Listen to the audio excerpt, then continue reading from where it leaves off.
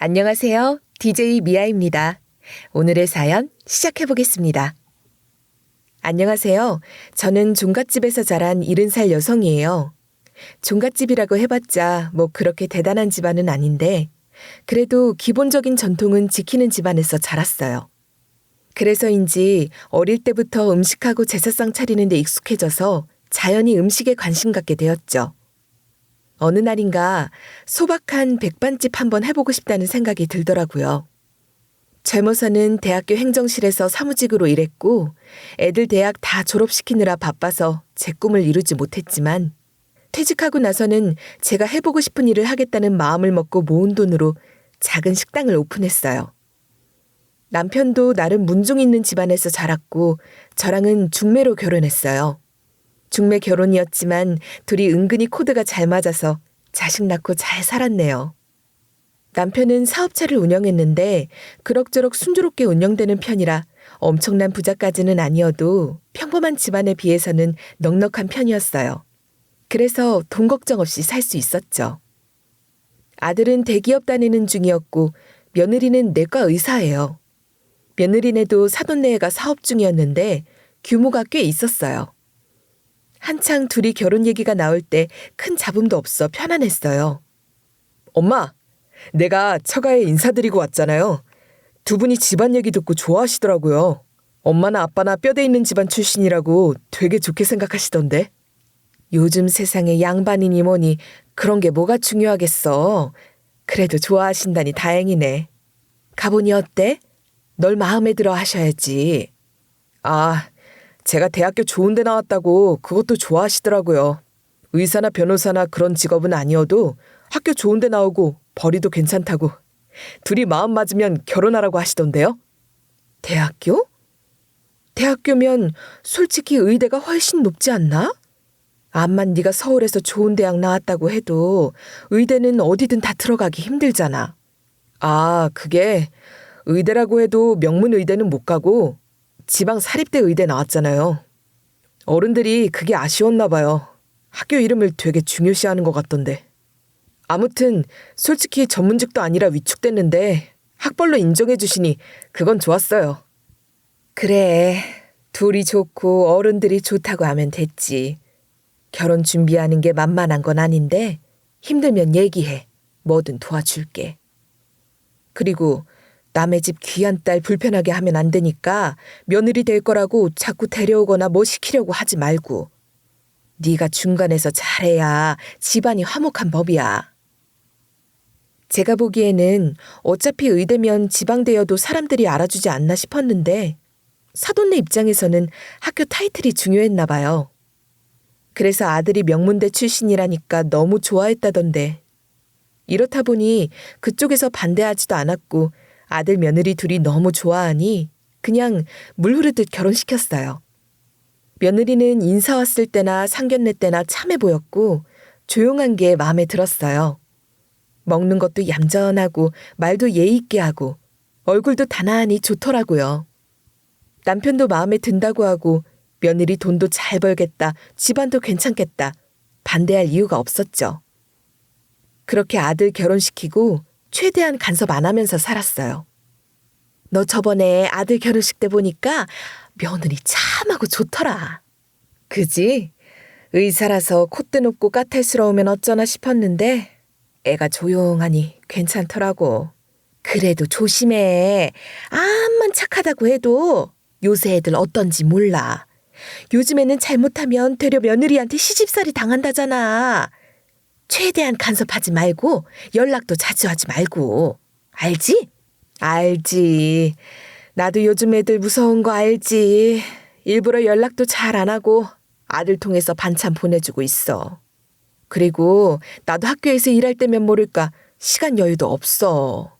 식당이 작아도 백반집이라 반찬 만드느라 바빠서 연락할 시간도 없어. 하긴 식당 하면서 많이 바쁘지? 이상하게 테이블이 몇 개 안 되는데도 나 혼자서 다 하니까 시간이 없더라고. 아무튼 조만간 보자. 알았지? 친구 말처럼 저도 며느리가 불편할까 항상 조심했어요.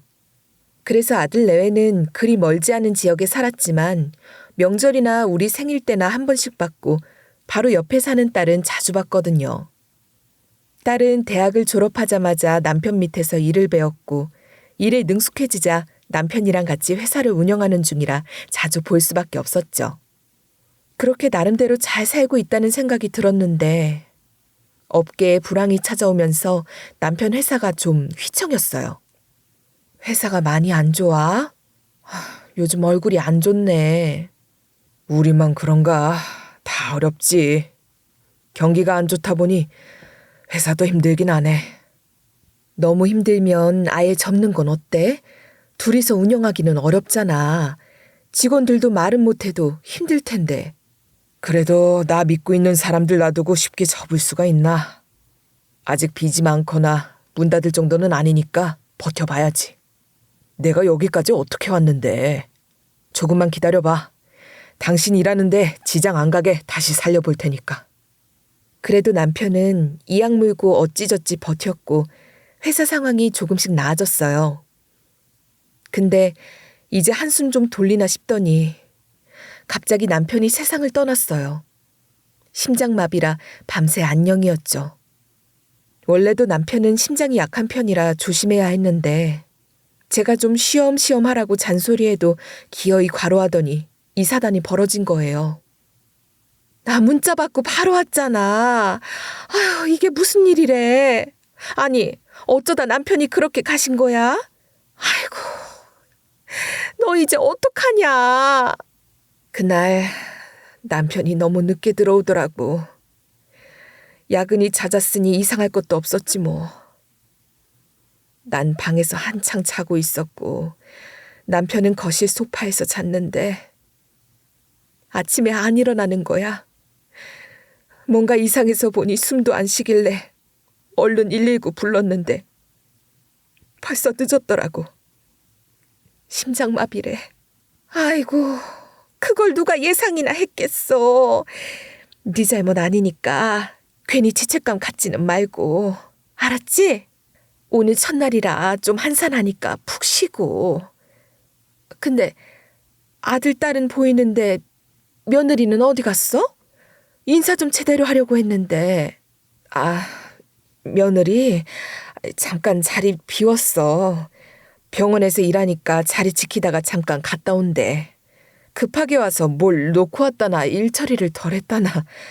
아무튼 잠깐 갔는데 계속 그렇게 왔다 갔다 할 수도 있어. 다 끝나고 나중에 조용히 봐. 내가 인사하라고 할게. 아이고, 바쁜 의사 선생님 일부러 볼 일은 없어. 다음에 기회 되면 만나겠지. 아무튼 나도 좀 앉았다 갈 테니까 같이 얘기나 하자. 사람들 오면 바빠서 밥이나 먹겠어? 나 먹어야 하니까 같이 먹자.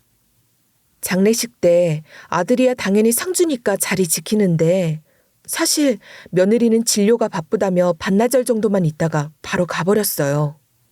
의사라 바쁜 건 알겠지만 하루도 온전하게 자리를 못 지키나 싶어 어이가 없었죠.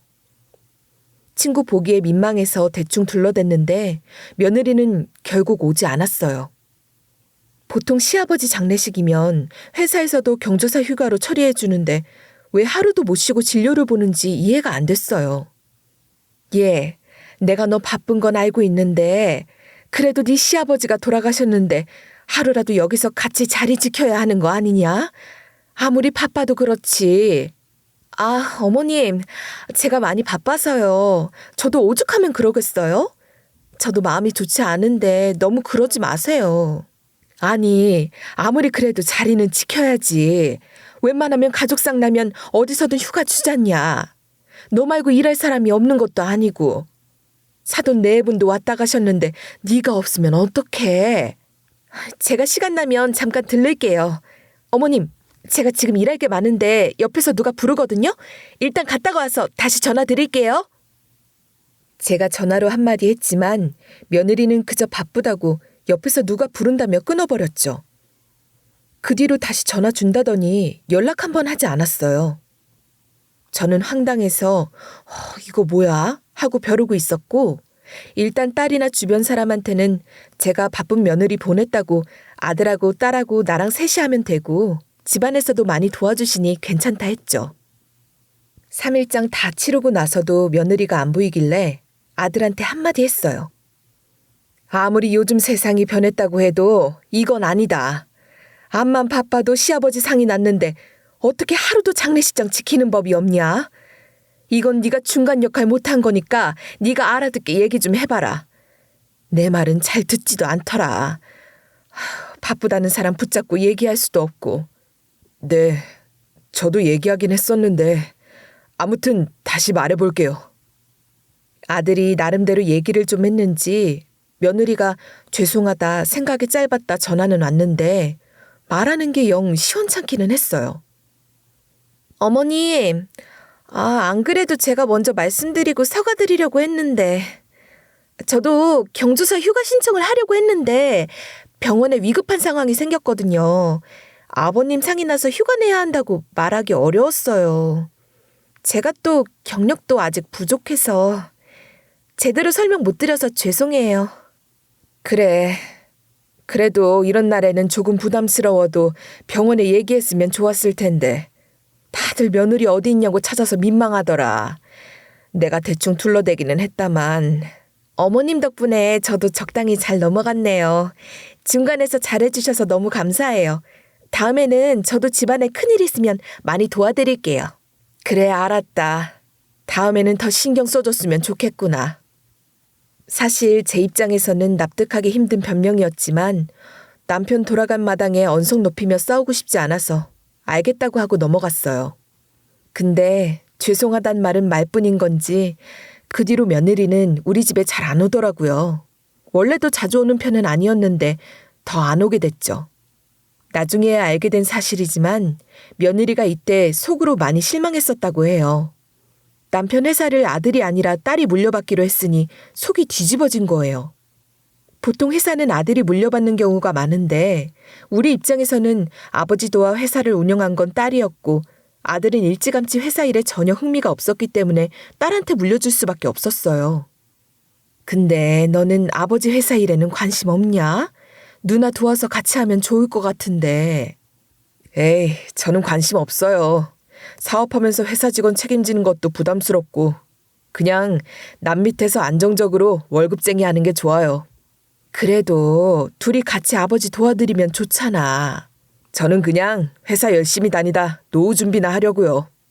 회사는 누나가 맡아서 이어가면 되잖아요. 누나가 잘하던데 누나한테 맡겨요. 아들은 처음부터 남편 회사에 관심이 없었어요. 남편도 문중이 있는 보수적인 집안에서 자랐어도 본인 자체는 굉장히 열린 생각을 가진 사람이라 꼭 아들한테만 사업을 물려줘야 한다는 생각이 없었죠. 그래서 자연히 딸한테 회사가 넘어갔는데 그걸 알고 며느리가 경우에 없는 행동을 한 거였어요. 아무튼 며느리랑 그렇게 불편한 사이가 됐는데 아들이 사고를 당했어요. 악재가 오면 겹친다더니 아들이 퇴근길에 사고를 당한 거예요. 이맘때쯤 제가 용하다는 점쟁이한테 점 보러 갔었는데 영 감이 안 좋긴 했어요. 상당한 지 얼마 안 되셨네요. 올해 주변에 화당하는 사람이 많을 건데 조심하세요. 네? 여태 안 좋았는데 더 안 좋다고요? 안 좋다고 해도 그게 무조건 나쁘다고 할 순 없어요. 한 곱이 넘기면 훨씬 괜찮아질 거예요. 근데 곱이 넘기기가 어려워서 그렇지. 그럼 어떻게 해야 돼요? 부적이라도 써야 해요? 그냥 복채나 주고 가요. 겪을 일은 겪어야 하니. 그래도 잘 참으면 다시 일어서니까 그때까지만 잘 넘겨요. 좋은 일 있을 거예요. 진짜 용하다고 하는 분이 하는 말이라 걱정이 많이 됐어요. 또 무슨 일이 생길까 불안했었는데 이런 일이 생길 줄은 몰랐죠. 그 애는 아들이 크게 다치면서 너무 힘들었어요. 어머님, 아범이 크게 다쳤어요. 얼른 병원으로 오세요.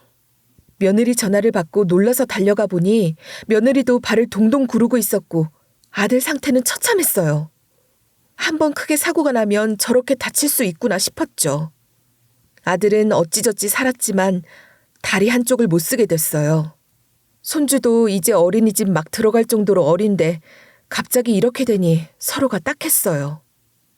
저는 며느리가 힘들까 걱정돼서 뭐든 제가 다 하겠다고 자처했어요. 내가 우리 애수발 최대한 들어줄 테니 병원 일만 신경 써라. 알았지? 장사하고 틈틈이 들러서 아범 챙겨줄게. 애 하나 챙기는 것만 해도 걱정될 텐데 아무것도 걱정하지 말고 일하는 데만 집중해도 돼. 아범이 저렇게 돼서 내가 그냥 미안하구나. 어머님, 말씀만이라도 너무 감사해요. 안 그래도 혼자 어떡하나 막막했는데. 이제 막 큰 병원으로 옮겼으니 적응하기도 힘들 거 아니냐. 야간 근무도 많은데 아범하고 손주 내가 챙겨야지 누가 챙기겠어. 너 야간일 때는 내가 어린이집 하원도 챙겨줄 테니 일만 열심히 하거라. 알았지? 네, 어머님. 친정에서도 걱정 많이 하시던데 어머님 덕분에 한시름 났네요. 어머님만 의지하고 살게요. 아범이 원래 외근이며 출장도 많았잖냐. 접대도 많이 해야 했는데 다리가 저러니 어떻게 일을 계속하겠어. 지금 직장도 없어 혼자 벌어 세 식구 살아야 할 텐데. 내가 그렇게 식당으로 돈을 많이 버는 것도 아니고 우리 딸애도 회사 때문에 골치 아프고 나라도 열심히 도와줘야지. 내가 있으니 걱정 말거라. 제 입장에서는 며느리가 아들하고 이혼 안 하고 같이 살아주는 것만 해도 고마웠어요. 애가 있다고 해도 요새는 이혼하기가 참 쉽잖아요. 다리가 저렇게 되고 아들 상황이 직장도 어쩔 수 없이 관둬야 했으니 저로서는 그저 아들하고 같이 있어주는 며느리가 너무 고마웠죠. 며느리가 직장 없는 장애인 남편이랑 같이 살아주는 것만 해도 감사한 일이었어요. 저는 아들 사고 이후로 며느리 쉬는 날 빼고는 아들하고 손주 지극히 챙겨줬어요. 근데 김병에 효자 없다는 말이 맞아요. 며느리도 처음에는 아들 챙겨주고 신경 많이 쓰더니 갈수록 귀찮아하는 게 보이더라고요. 점점 저도 파출부로 생각하는 것 같았어요. 그렇다고 그걸 뭐라고 할 수는 없었죠. 아들도 갑자기 이렇게 되니 당장 무슨 일을 할 수가 없었고 며느리 수입에 의존해 살아야 했거든요. 저도 백반집 해봤자 수입이 얼마나 되겠어요. 그냥 제 입에 풀칠이나 하고 살 정도나 되었으니까요. 남편 갑자기 세상 떠나고 나서 혼자 생계 꾸려가랴 아들 챙기랴 여유가 없었어요. 딸이 챙겨준다는 건 됐다고 괜찮다면 놔두라고 했죠. 엄마도 힘들잖아. 조금 있으면 회사 사정도 많이 나아질 것 같은데 내가 조금이라도 보태줄게요. 너도 네 아버지 사업 물려받아 정신없는데 누가 누굴 챙겨. 됐어. 지금 회사 어려워서 너도 고생하고 있잖아. 암만 힘든 시기는 넘겼다고 해도 수입이 예전만 못한 건 사실이니까. 에이, 그래도 엄마 힘든데 내가 어떻게 손 놓고 있어요? 올케도 힘들 텐데 엄마 올케한테 찍소리도 못할 거 아니에요. 하긴 뭐 일이 이렇게 됐으니 우리가 무슨 할 말이 있냐만. 며느리가 이혼 안 하고 같이 살아주는 것만 해도 고마워해야지. 누구 탓도 아니지만 우리 입장에서는 그저 고마워해야 된다. 그리고 너도 남편 자식 있는데 내가 어떻게 너한테 손을 벌려. 됐다. 마음만 받을 테니까 네 가족부터 챙겨. 알았지? 딸은 조금이라도 저를 도와주긴 했지만 여러모로 부족하긴 했어요. 살기 어려울 텐데 챙겨주는 것만 해도 고맙기는 했죠. 아무튼 저는 며느리 눈치만 보게 됐고 며느리도 점점 히스테리 부리면서 저한테 막대하기 시작했어요. 어머님, 저 곧 퇴근하니까 밥 차려놓고 가세요. 오늘 일이 많아서 많이 피곤한데 어머님이 차려주시면 빨리 먹고 쉴 수 있잖아요. 차려놓고 덮어 드시면 밥은 제가 퍼먹을게요. 그래. 언제 퇴근하니?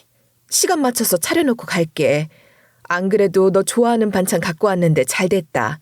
아범하고 같이 먹을래? 저 갈 때까지 기다리면 배고플걸요? 먼저 먹으라고 하세요. 저 가려면 1시간은 더 걸릴 텐데 지금 잠깐 짬이 나서 전화드리는 거예요.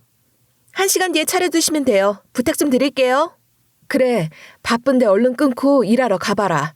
집은 걱정 말고. 단순히 차려달라고 부탁하는 게 아니라 무슨 가정부 대하듯 말하는 말투로 툴툴거리고 시켜 먹으려고 하니까 짜증은 났죠.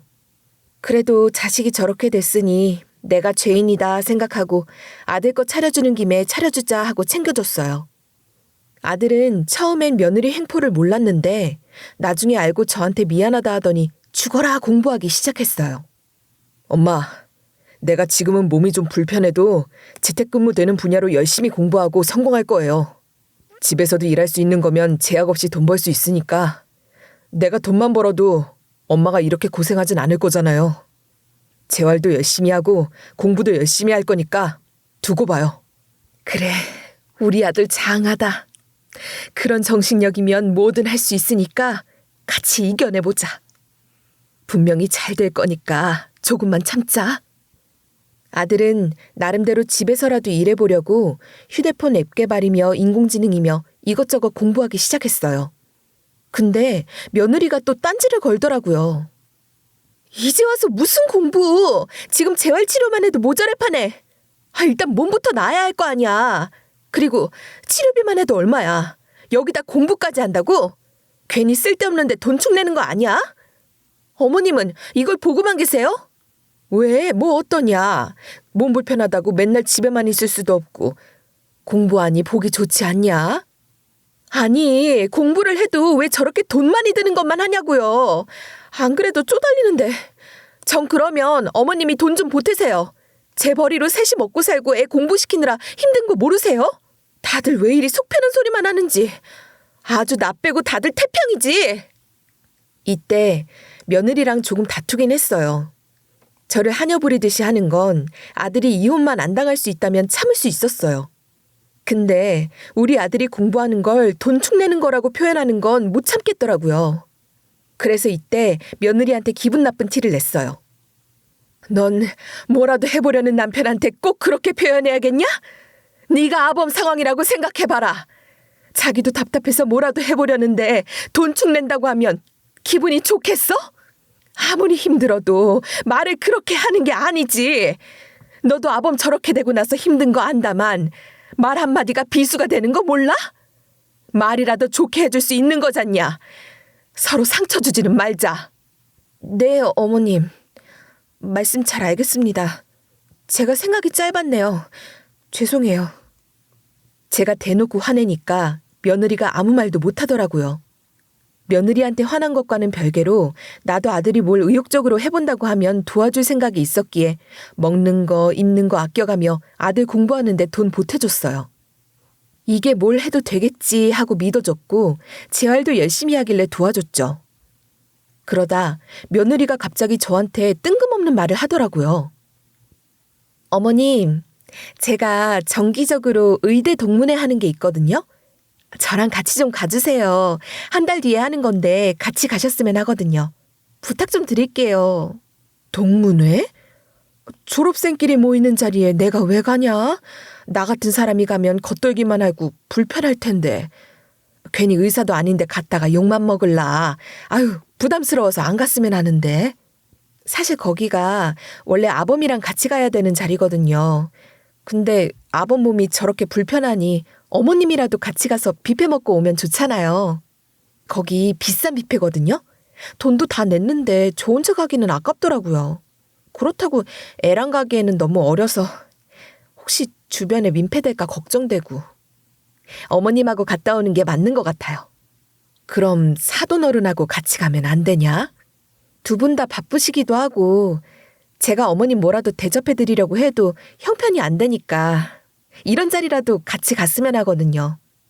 웬만하면 잠깐 시간 빼서 식사하시고 가세요. 처음에 가서 식사만 좀 하다 빠져나오면 되니까 한두 시간만 내면 될 거예요. 그래? 그럼 그러자꾸나.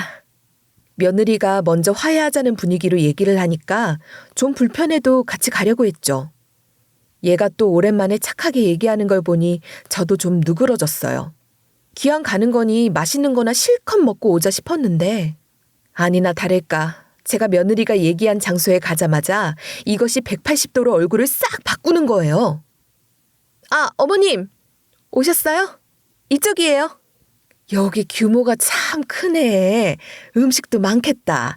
나는 기왕이면 안 보이는데 잠깐 앉아있다가 나갔으면 하는데. 오래 있으실 필요 없어요. 지금은 바빠서 그런데 집에서 하던 대로 음식이나 좀 날라주세요. 일손 부족하니 가서 거들어 주시면 되거든요. 다 하고 적당한 데 앉아서 식사하시다 가시면 돼요. 뭐? 음식을 나르라고? 갑자기? 나 여기 네 가족으로 온 거 아니냐? 잠깐 얼굴만 비추고 가는 자리인 줄 알았는데 일을 하라니? 어머님, 기왕 오신 거 제 기 좀 세워주세요. 저 좀 도와주셔야 서로서로 좋지 않겠어요? 아범 봐서라도 저 좀 도와주세요. 제가 선배 교수들한테 잘 보여야 좋은 직책도 맡고 돈도 잘 벌 수 있잖아요. 이직하게 돼도 도움 많이 받을 거고요. 돈 열심히 벌어야 아범이랑 셋이 오손도손 잘 살죠. 아니, 이 정도 규모면 직원들도 많을 텐데 내가 도와줄 필요가 있어? 직원들이 알아서 다 해주지 않냐? 여기서 직원들이 돌아다니며 챙겨주긴 해도 학번 낮은 의사들이 나이 많은 선배들 드실 거 세팅하면서 인사드리고 인맥 쌓는 게 자연스러운 분위기거든요. 생각보다 음식 나르고 인사하고 그러면 바쁘니까 옆에서 거들어주시면 금방 끝나지 않겠어요? 그리고 지금 일하는 동료들도 동기나 선후배가 많으니까 서로서로 잘 챙겨야 나중에 다른 데 옮기기도 쉬워요. 가족인데 이럴 땐 좀 도와주세요. 저는 기분이 팍 상해서 집에 간다고 했죠. 아니, 아무리 그래도 나를 일꾼 취급해? 집에서도 내가 다 챙겨주는데 여기서도 네 수발 들라고? 난 못한다. 며느리가 제 말을 듣고 제 팔을 세게 꼬집듯이 잡아 끌면서 성질을 내더라고요. 이럴 때라도 좀 도와야 할 거 아니에요. 누구 때문에 내가 이 고생하는데. 세 식구 혼자 벌어 먹여 살리느라 얼마나 힘든 줄 아세요? 그거 알면 이렇게 마음대로 집에 간다는 소린 못하죠. 며느리가 이제는 집에서만 그런 게 아니라 밖에서도 저를 가정부 취급하는구나 싶어 속이 뒤집어졌지만 꾹 참았어요. 그래, 알았다. 내가 필요한 만큼만 조금 도와주고 얼른 가마. 여기서 제가 큰 소리 내면서 며느리랑 싸울 자신도 없고 저도 체면이 있는 사람이라 망신살 당하기는 싫었거든요. 이것만 놓고 보면 다들 저한테 바보 같다고 하실지 모르겠지만 여러분들도 저 같은 상황이었다면 이렇게 참고 넘어가지 않았을까 싶어요. 몸이 불편한, 아픈 우리 아들 데리고 사는 며느리가 고맙긴 했으니까. 그래서 이날만 잠깐 며느리 도와주고 나가려고 했어요. 저 말고도 가족들하고 오는 사람도 있는 것 같은데 그래봤자 다들 의사 집안인이 왔을 거예요. 며느리는 저를 주변에 소개해주지도 않고 혼자 내버려둔 채 다른 사람들이랑 이야기를 하러 가버렸어요. 저 혼자 겉도는 것 같아 좀 뻘쭘했지만 둘러보니 테이블마다 음식 세팅하길래 저도 대충 보고 같이 움직였어요. 그래서 다들 날 행사장 직원으로 생각하는 것 같았는데 차라리 그게 편했죠. 대충 준비도 다 되고 분위기도 정리됐을 때 저는 이제 집에 가야겠다 생각했어요. 근데 저도 배가 고프지 않겠어요? 맛있는 거 있다고 해서 일부러 속도 좀 비우고 갔는데. 그래서 밥은 먹고 가야겠다 싶어 철판 깔고 뷔페 접시를 딱 들었어요. 근데 그때 갑자기 며느리가 화난 표정으로 달려오더라고요. 같이 어울릴 레벨도 아닌데 왜 계속 얼쩡거려요? 일 다 했으면 빨리 나가요. 여기 오래 있지 말고 얼른 집에 가시던가 식당 가시던가 하세요. 며느리가 제 등을 떠밀면서 소리만 안 질렀지 누가 보면 잡아먹을 것처럼 얘기하는 거예요. 얼마나 민망한지. 근데 저랑 며느리랑 실랑이를 한 모습을 본 누군가가 헐레벌떡 뛰어왔어요.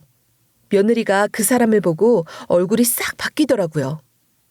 어머, 병 원장님 빨리 오셨네요? 아이고, 말씀해 주셨으면 미리 마중 나갔을 텐데. 어휴, 이런 걸 두고 불려시라고 하는구나 싶었죠. 얼마나 가식적으로 굴던지.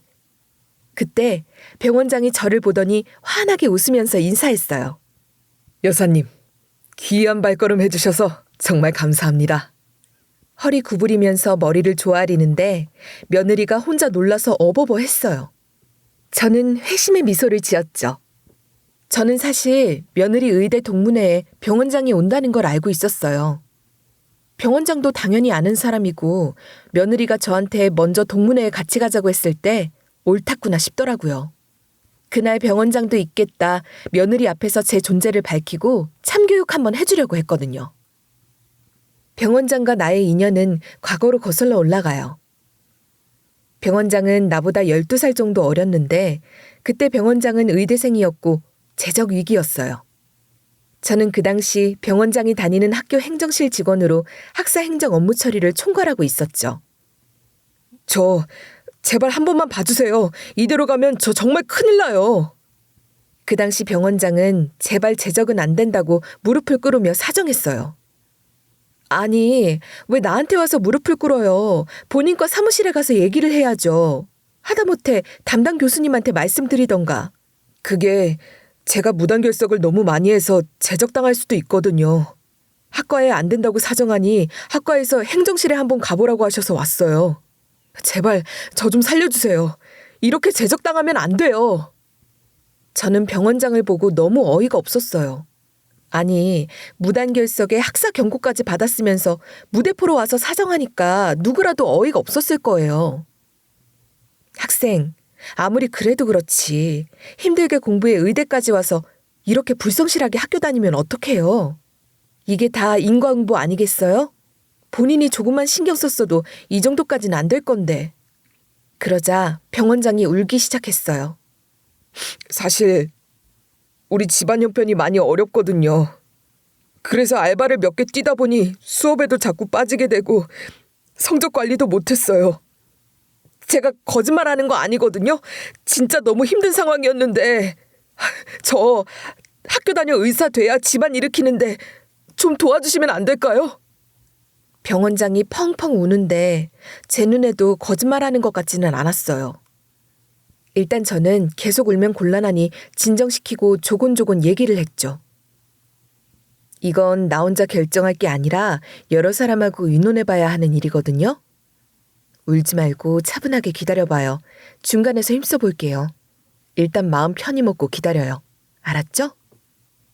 그렇게 병원장을 돌려보내고 병원장과 관련된 서류를 좀 봐보니까 입학했을 때는 의대에서도 수석으로 들어왔다더라고요. 1학년 1학기 때까지만 해도 성적이 아주 좋았어요. 그런 친구가 이 정도로 성적 관리를 못한 건 뭔가 피치 못할 사정이 있겠다는 생각이 들었고 관계자들과 의논 끝에 이 친구한테 기회를 한 번 더 주기로 했죠. 그리고 장학금이든 생활비든 지원을 받을 수 있도록 제가 정보도 알아봐주고 찾아봐주고 도와줬어요. 일단 재적 위기는 면했으니까 앞으로는 학교 성실하게 다녀요.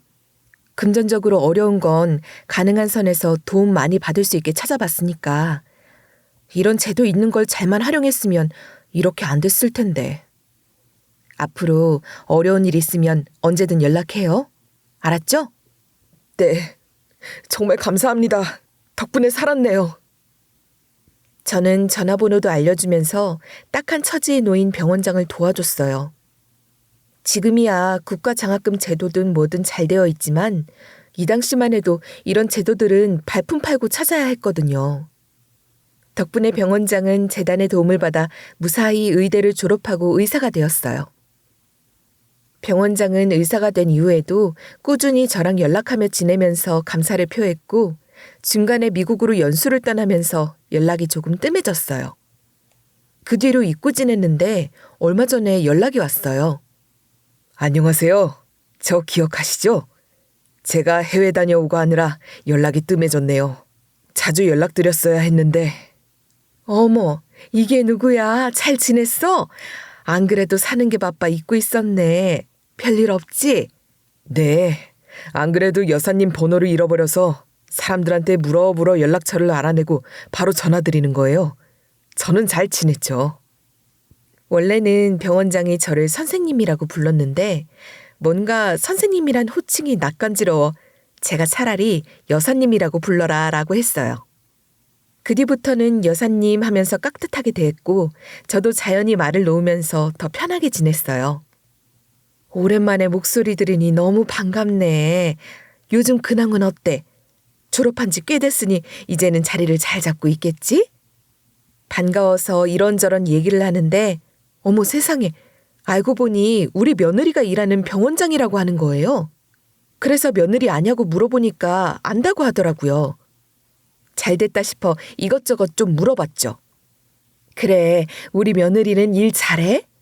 맨날 바쁘다고 나가서 얼굴 한번 보기가 힘들던데 병원에서 너무 힘들게 하는 거 아니야? 근데 일 잘하냐고 물으니 약간 정적이 흘렀고 병원장이 변명을 하더라고요. 아, 제가 어떻게 의사 한 명 한 명 일하는 것까지는 잘 몰라서요. 아무래도 직원이 많다 보니. 말을 흐리는데 딱 눈치 깠어요. 아, 우리 며느리가 일을 잘 못하는구나. 아무튼 이야기가 며느리 얘기로 흘러갔는데 자기가 어디 의대 동문회에서 축사를 하기로 했으니 며느리분도 그 의대 출신이라고 들었다. 가족들도 동반해서 오는데 같이 오시냐고 묻더라고요.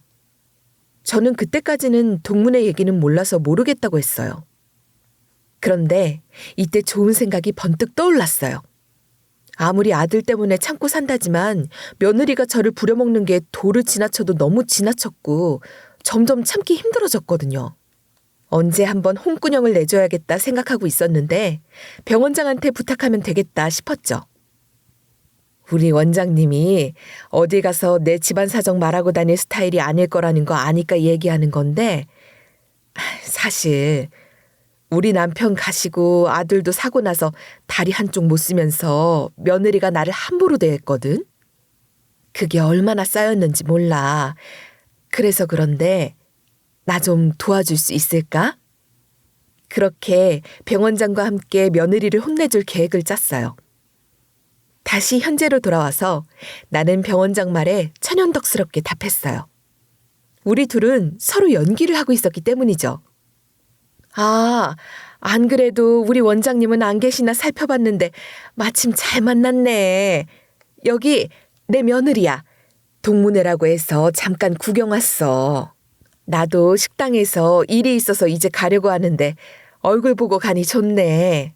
사장님 돌아가셨을 때도 바빠서 인사 많이 못 나눴는데 시간 있으시면 오늘 못다한 얘기도 하고 끝나고 차도 한 잔 마시지요. 이렇게 가시면 너무 아쉬운데요. 내가 아는 식당 어딘지 알려줄게. 카톡으로 보낼 테니까 다음에 찾아와. 맛있는 거 해줄게. 나도 내 손님들이 있으니 일단 가봐야지. 마감하기 조금 전에 오면 맛있는 밥 해줄 테니 꼭 와. 알았지? 병원장은 알았다고 꼭 간다고 하더니 대뜸 며느리한테 한마디 하더라고요. 근데 자네는 뭐하나? 보니까 시어머니가 음식을 나르고 계시던데 김 선생은 시어머니가 음식 나른다는데 보고만 있어? 이런 일 하신다고 해도 자네가 말려야지 가만히 있는 게 무슨 경우야? 김 선생은 여기서 학번도 낮고 나이도 젊지 않나? 젊은 사람들이 음식 나르고 필요한 거 챙겨야지. 가만히 앉아있는 꼴이 참. 자네 동기들이며 선배들까지 싹 다 일하는데 뭐하는 건가? 앉아있지 말고 음식이나 나르게. 요즘 젊은 사람은 예의도 없다니까? 보니까 며느리 또래 의사들이 음식이며 음료며 나르는데 며느리는 그게 하기 싫어서 저를 불러댄 것 같았어요. 자기 대신 일할 사람 데려다 놓고 지는 놀고 있었던 거죠. 아, 그게 아니라 어머님이 식당 하셔서 그런지 거들어주신다길래 제가 계속 말려도 음식 나르고 챙겨주셔서 어쩔 수 없었어요. 워낙 손이 빠르고 하셔서 금방 다 해버리셨네요. 저는 그 말에 어이가 없어서 거짓말하고 있네 하며 며느리를 나무랐죠. 병원장도 며느리를 호되게 나무랐어요. 내가 아까부터 다 봤는데 무슨 소리를 하나? 혼자 앉아있고 자네 동기들은 바쁘게 움직이던데 여사님도 직원처럼 왔다 갔다 하는 거 다 봤네. 어디 할 짓이 없어서 시어머니를 부려먹어? 이분이 나한테 얼마나 큰 은인인지 아는가? 나랑 아무 관계가 없어도 그렇지. 이런 자리에 어른 모셔왔으면 앉아 계시라고 음식 챙겨드려야지. 반대로 행동하는 경우가 어디 있나? 며느리는 아무 말 못하고 고개만 푹 숙이고 있었어요. 주변에서도 흘끔거리는 게 소문나겠다 싶었죠.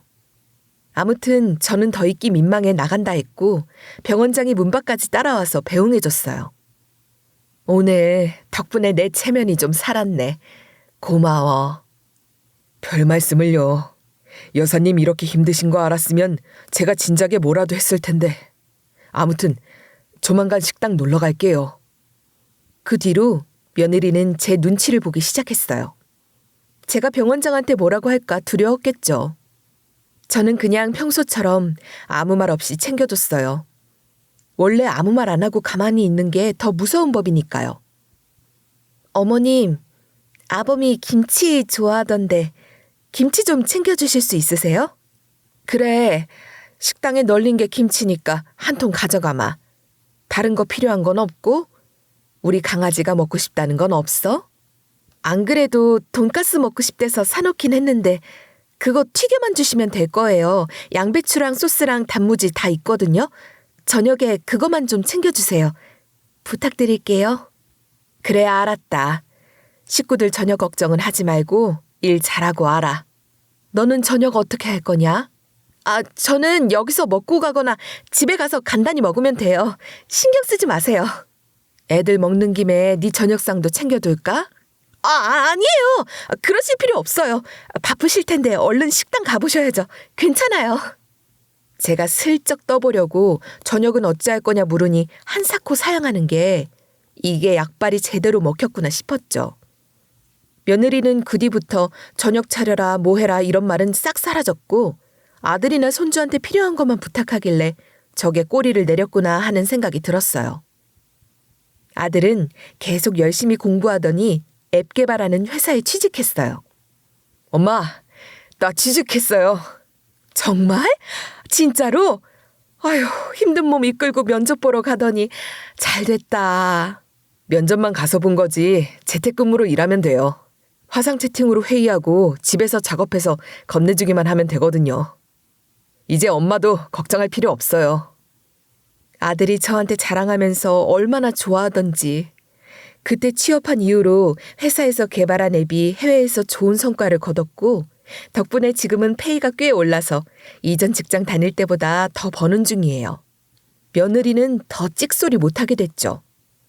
재활도 잘 되고 있어서 전보다는 생활하는 게 많이 좋아졌어요. 우리 딸도 이리저리 뛰더니 사업에 감 잡아서 남편 일 잘 이어가는 중이고 그렇게 우리 집안은 다시 회복되는 상황이에요.